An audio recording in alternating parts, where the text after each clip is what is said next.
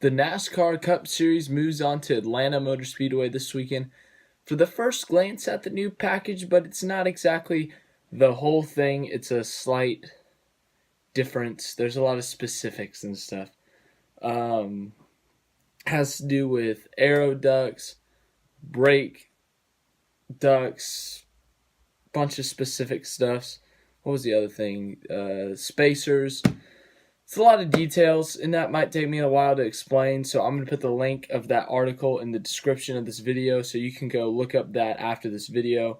After I talk about my race preview and stuff, you can go look at that, look at all the details of this week's package, and then the full package next week at Vegas and the differences. And then there's also a schedule out there that I will put at the end of this video. So, a couple big headlines that just came up in the recent time. Brad Keselowski is battling an illness, so right now Austin Cindric is filling in for him at practice right now. I don't know what the whole thing is, if it's really bad, if he's going to be able to race tomorrow. I don't know how severe his illness is, but he is not practicing right now. He's getting healthy for the race tomorrow if he is able to race. And then another thing, Kyle Busch crashed in the current practice that's going on, and he has to go to a backup car. So that will be interesting to see how he does going from the back of the field to the front of the field with this new package. Another storyline, Kevin Harvick, I don't know how severe this is. I didn't get a lot of detail on it, but he's having steering issues. I don't know how severe it is, but according to Harvick, the car just wants to go right. I don't know if it's a handling issue or if it's like the steering just pulls him right. If they had to make an adjustment, apparently they switched out a couple tubes, a couple things inside the car, but I don't know how severe that is and how it will affect the car if they have to go to a backup car. I don't know how severe it is, but those are just a couple big storylines that have come out today that are going to be important for tomorrow. Obviously, Kyle Busch going to a backup car, if Keselowski will race due to his illness, and then Harvick if he will go to a backup car with his steering issues. So moving on to the race.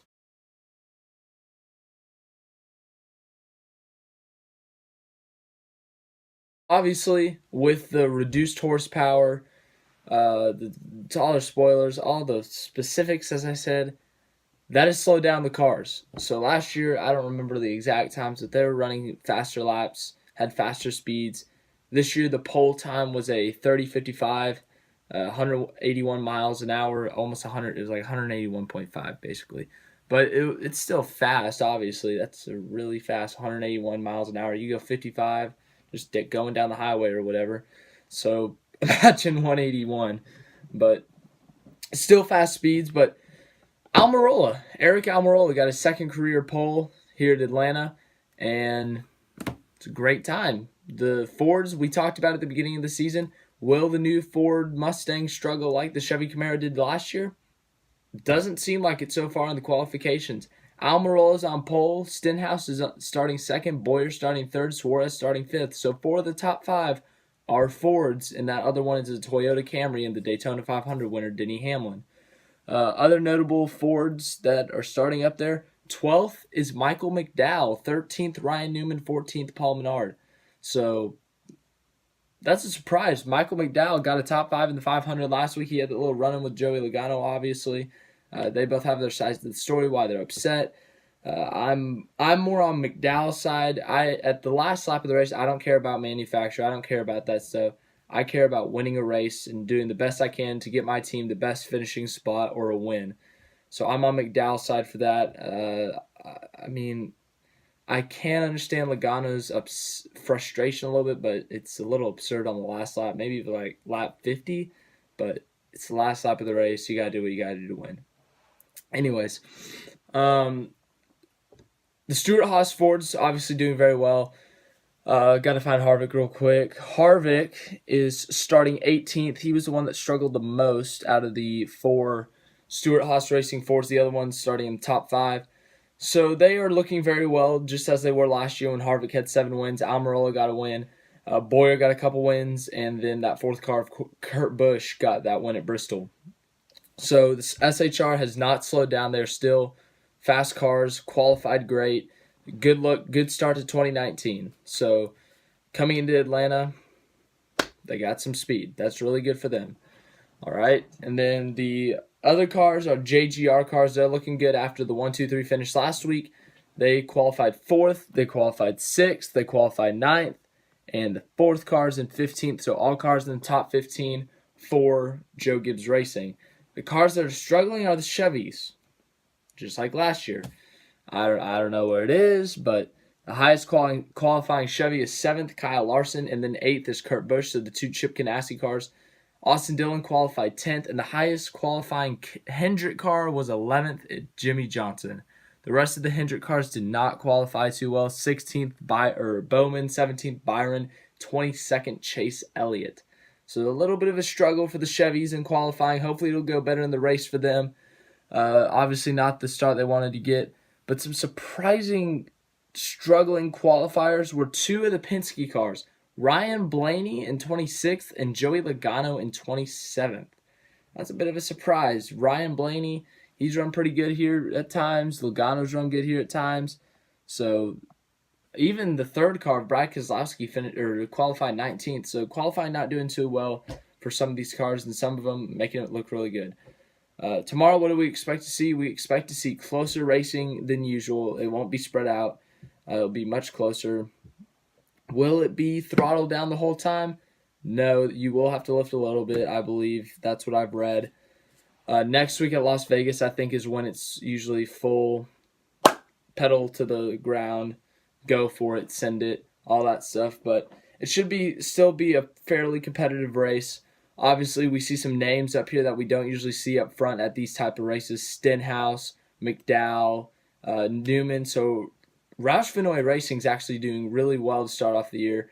Especially they had those wins in what year was it? 2017 with Stenhouse at the restrictor plates, but they could never do well at the other tracks.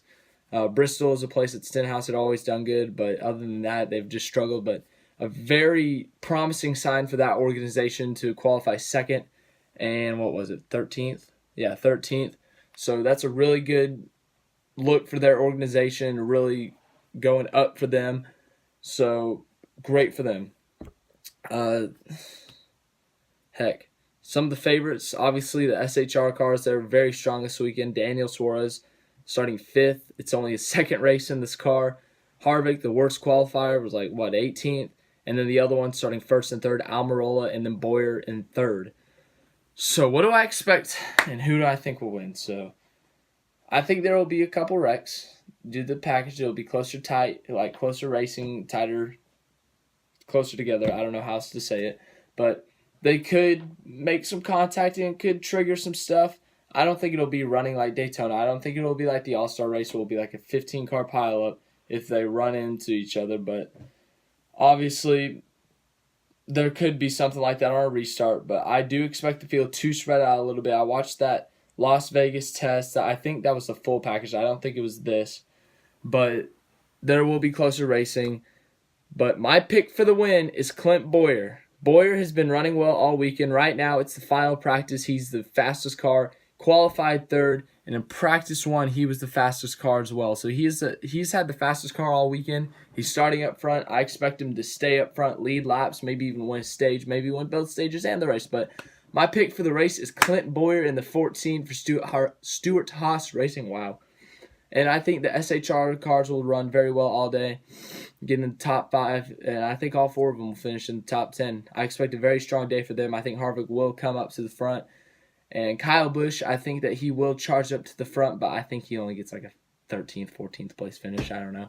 It's just all guessing, but I do think Clint Bowyer has the best car this weekend. I think he will win this race. So, yeah, that's all I got for today. Thank you for watching this video. The NASCAR heat, or not NASCAR heat, the Real Racing 3 thing continues on. I'm still filming, still finishing. We're like 75% done. So we still got another 2 days to get that last 25%. Let's do it. Thank you for watching this video. I hope you have a great day.